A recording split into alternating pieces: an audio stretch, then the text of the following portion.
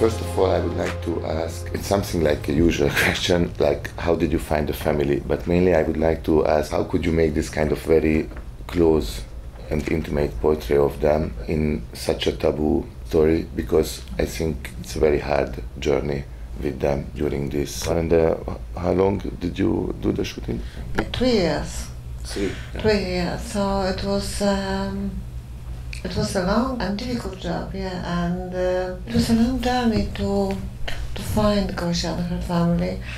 I visited many hospitals, many closed the ward, open the ward, many rehabilitation center, psychiatric center. I spoke with so many therapists, psychiatrists. It took me nearly 2 years, so it was really very difficult. But then, in a small center near to Warsaw, I met Gosia. And for me, she's completely unique. And I feel this I have been feeling this from the first meeting her. She was ready to admit she has schizophrenia. And she was completely ready for that. So I was lucky to meet her. But mainly you were looking, you wanted to make a movie about strong mental illnesses, so you were looking for the topic mainly, and you were like casting somehow. No, I would like to make a film about a person who struggles with mental problems, with mental issue. And I don't want to create portrait of the person, I didn't want to create portrait of the person completely different than we are, because I deeply believe that mental problems is something very close to us. So I was looking for someone completely typical, if I can say that, you know. I don't know how to explain this, it's so difficult. And from the first moment when I met her, I knew she's my protagonist. And then when I met her parents, her mother is so open and so sensitive. Her father is completely closed and he kept distance to us. But from the first moment I was sure they're my protagonists. And was it clear for them what does it mean that the camera will be so close to their everyday life? Yeah, it was a huge experience for them, but you know, I've had a wonderful opportunity because I work with a small team, just me, cameraman, and DOP, a soundman, my production manager, so only 4 people, and we spent with them so many days. So I think after 1 year they started to treat us like a part of their lives. So I hope it was not so hard for them. You are there with them in such a heavy situations in their life, and we like to talk about healing camera and the healing process of documentary filmmaking. What does it mean for them that there is a new mirror on their life? Did it help to Gosia? Of course, there were a few parts when she was sending like a kind of video diary to you. I think it was made by your ask, or it was like a plan of... First I asked her, then she decided to do it by her, just for herself. When I met Gosia, she said that she wanted to make this film because she wants to convince people that schizophrenia is not a reason. She wants people to be close to her. She wants people to trust her. She wants people to convince she has an opportunity to live normal life. And I think it was the main goal for her. Schizophrenia, I try to find the right words, because Gosia knows that schizophrenia is a very serious problem. She knows that. Also her mother and her father, they know that. She has a full-blown schizophrenia, deep schizophrenia, but she wants, I think I can say it in her name, she wants to convince people that schizophrenia is only one color of her life. schizophrenia not determined her life, you know, and it was very, very important for her. Like the title of the movie, like Just Hear Me Out, it's like the need of her, why to participate in this movie and what she would like to say to the world. Yeah, exactly. This is, because when I met her, she started the sentences very, very often. Listen, I want to tell you. And yeah, this is her sentence. If I look at the movie, and what is actually very sad to see, and there is a very nice scene, she's in a pub, and there is this song about loneliness, and she's alone sitting there, and mainly where we see her during the movie, surrounded by the family or surrounded by Zuzka and Matibla. Thank you very much. It was very hard to remember her name. Who are also affected by mental illnesses, and the families themselves also are in connection with other families has the same problems. So it really looks that there is a wall around this issue in society. I think the psychiatric illness, they are the reason of loneliness, especially for parents. They have no any opportunity to talk, to find a good advice, to confront their experience, you know. They have no chance for that. So because of this, they decided to organize support group, to share their experience, to find the right answers, how to help, what to say to their kids, you know, because they're really, really very, very lonely. This is a very interesting film in the sense that it has this very aesthetic look while also being very ethically complex. And one thing that really interests me is how, and I'm going to use it like a concrete scene to ask this question. I'm a student of documentary filmmaking, recently graduated, and there were situations that I have been in where I rushed into an emergency situation that was extremely important for the narrative, but ethically very complex. So I would like to hear your experience of making these ethical choices on the go as a director, and I'm especially referring to the scene in the hospital where Maribla commits, when she has her suicide attempt and Gosha goes with her. I always ask myself, can I do it or not? And why I do it? Why I switch on camera? Why I film this, you know? I always ask myself, what is my goal? I try to convince my protagonist that making this film is not, just my idea. I try to convince Gosha and her family that this film can maybe give the opportunity to change other lives, you know? Because I really trust that when taboo is nothing good.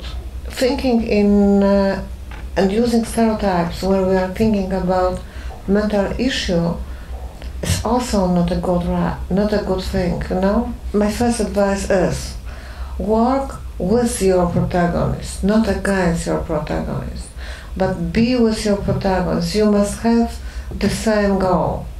When I feel that maybe I will too close to the border, because sometimes I ask myself, maybe it is too much, you know? I always asked Gosha, may I filming or not? And her answer was the most important thing for me. And really, for me, I spoke with Gosha about everything, about title, about editing. Fanny, do you remember because Fanny was with me during the doc incubator, and my tutors were not very glad that I spoke with Gosha all the time, but I did it, and because of this I felt much more stronger, you know? And it's a good choice. Thank you. I really need it, you know, Fanny, I really need it. And about this thing about suicide, it was completely unexpected. I didn't direct this scene. In the end of that day, we were ready to go for tomorrow with Gosha to her family town. But in the night, her mother called me and she said that something was happened with Matibla and Gosha. was in the hospital. I asked her if I should go or not. And she said, yes, if you can go. I go, and I asked also if I can go with my team. Because I called to Gosia. And Gosia said, yes, please be with us. She wanted to share this moment with us, but not only with us, also with you, like with my audience, because she wants to show the loneliness, and such a terrible feelings which were with her during this situation. Always be with your protagonist. Trust me, it is a good advice. Always be with them. If you want to make a good documentary film, you also need time. Be patient. Time. Wait. It will happen, but you only need time. You have been with Gosia in very, very difficult moments. How did you deal with your own feelings? Because of course you get close to her, and seeing her being in this very bad shape, I assume it was very, very difficult. Yeah, it was difficult, but it was my choice. I tried to talk with many people about this experience. I tried to talk with Eva, with my friends, with many different people, and also the incubator was a very important experience for me, because I had a great opportunity to talk with other people not so close to Gosia. With them, I can confront my feelings, Talking with people and friends, they were my way to handle my feelings, because it was difficult. I had a lot of questions. I was worried about Gosia. I was worried if I managed to create universal film. I was also, it's not easy to be so close to a person who has so deep mental problems, because I really believe that each of us can have such, maybe not schizophrenia, but mental issue. In these days are so common, so yeah, it was very difficult. How is she now? She's fighting. She's fighting. Now it's not so good time, but I spoke with her because it's November, because it's, short days, cold days. She's a student, so sometimes it's good, sometimes she has good days, sometimes not so good. And I think, she's fighting. This is the most important thing. How did you process it to get trust with the people and everything else? The answer is only one: time. You must describe your goal, and you must describe why you decided to make such film. Let people to know you. When people know you, they started to trust you, and they will be open. And I think parents of ill kids or teenagers, they are so lonely and frightened. They want to be silenced. They want to, start to shout about their situation. So, because of that, it was easier for me to ask for them, for their trust. She's studying now. What she's studying, and what is arts mean for her? Yeah, art is very important for her. She loves paintings, she loves drawing, and she knows art very well. She knows a lot about history of art, much more than I, and loves music, rock, even heavy metal. She has a lot of interest in many different things. She wants to be a teacher for young kids, for small kids, but in a primary school with some healthy issue. Disabled people, yeah, disabled. And I think she will be a great therapist because she's so open. She really tries to understand other people, and I think this is a great value. In our country, the marginalized groups of society really in a very bad situation. There were a few sentences about like the nurses were abusing, and which means that probably the nurses are not very well equipped for this kind of jobs, which is very typical in Hungary. But could you tell us a little bit about the Polish health care system? especially in these groups like the mental illnesses and disability. Absolutely catastrophe. There's no place, there's no room for kids with mental issue. In Poland we have maybe 500 psychiatrists for kids. Can you imagine that? 500. We have maybe, I don't remember the numbers, but we have a small numbers of hospitals for kids. So I think the situation is totally bad, and we have no money to improve this situation. So I think it's completely bad. I don't know even how to explain this, but no, there's no doctors, no room at the hospitals. If you want to go to the private care, you must pay, and it is very expensive. And if you don't live in the city, you have no chance to go to the psychiatrist.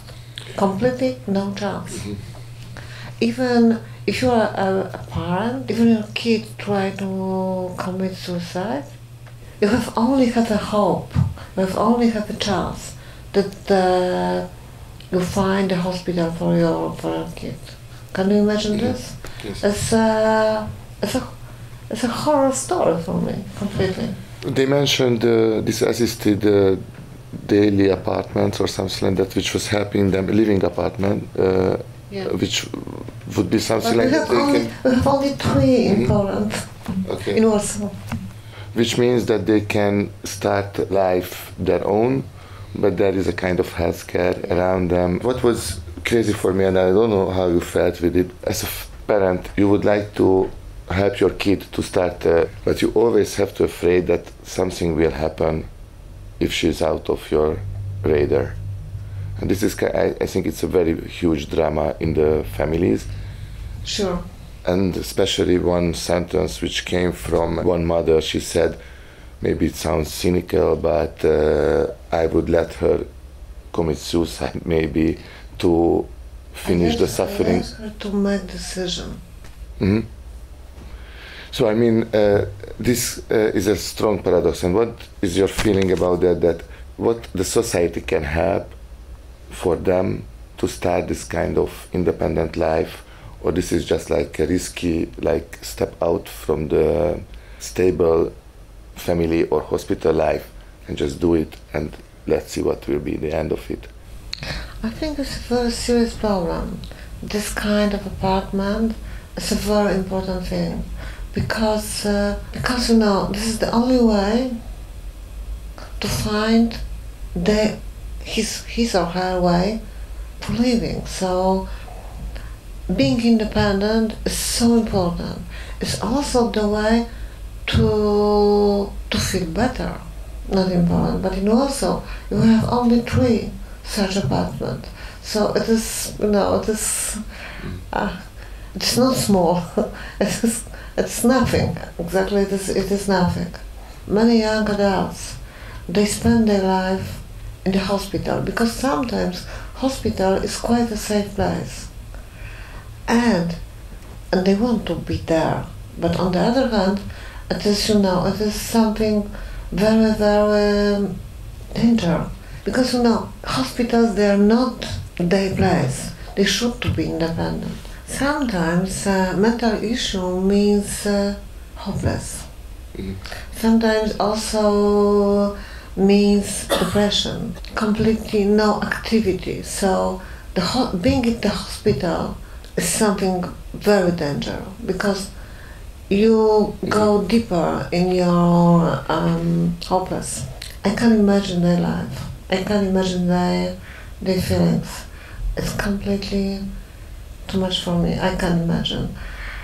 Because they fight with their fear each day, you know, each moment, each hour, each second. So I can imagine this. And I think Kasia, the mother of Zuzia, because she said this sentence, she was right. She must agree that she has no power to change her daughter's decision. she can only agree. We don't understand feelings of person who has mental issue. Maybe it is too much. Maybe it is too painful. We don't know.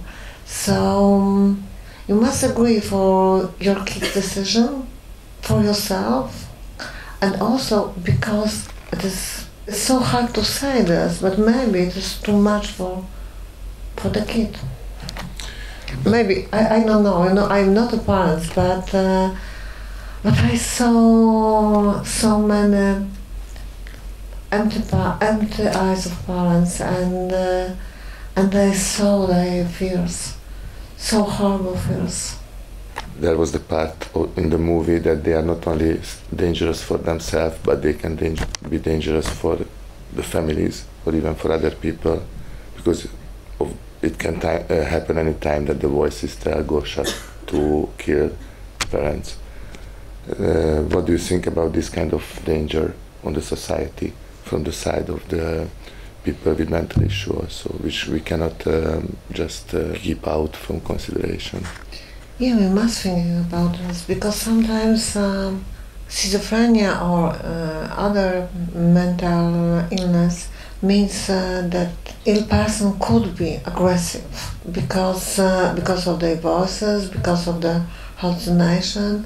It could be very difficult experience, but on the other hand, when we talk about these problems, when we help them to share the experience, it is the best way to prevent, you know, because the most dangerous thing is keeping these feelings inside. Mm-hmm. When you can share with other people, mm-hmm. your tension is smaller. But you know, sometimes it means that that person could be aggressive. But it is not the same, schizophrenia and aggression. It not means this, you know. But I am not a doctor, but I would like to say that if we can share our feelings with other people, if I can say, please listen to me, I feel bad, I feel shy, I feel lost. And if you have time, and if you have enough patience for me, and if you be with me, if you just hear me out, I will feel better, you know? My tension will be smaller. And I really deeply believe in that. Because all of us have sometimes mental crisis. All of us feel lonely. I think we need to be open to each other. So, and this is the best medicine. I don't want to be naive, you know, but I really trust to believe in that. The protagonist is studying to help other people. Is the movie help people with the same situation, and did you get some feedback? Yeah, I have some feedback, and it was very moving because I think people with mental issue, I think they like these films, and they are with me, and usually they are very grateful because this film is the first documentary film about people with mental issue. Also parents, because I think parents, they feel guilty, you know, they usually feel guilty because of the problems of her son or of her daughter. And I would like to convince in my film, and I try, and also Gosia try, and Eva try to convince there is no room for guilty. Because, you know, you're not guilty because of this illness, you're not guilty because of your kid's crisis. And I think parents read this from this film. I don't want to be selfish because it's not mine, it's Gosia work, it's Eva work, and other parents. But all of us, we want to say there's no place, there's no room for guilty, and schizophrenia is only one color of red. And thank you very much for coming, and thank you very much for your being here, and thank you so much for this conversation, for this meeting. Thank you very much, Gosia.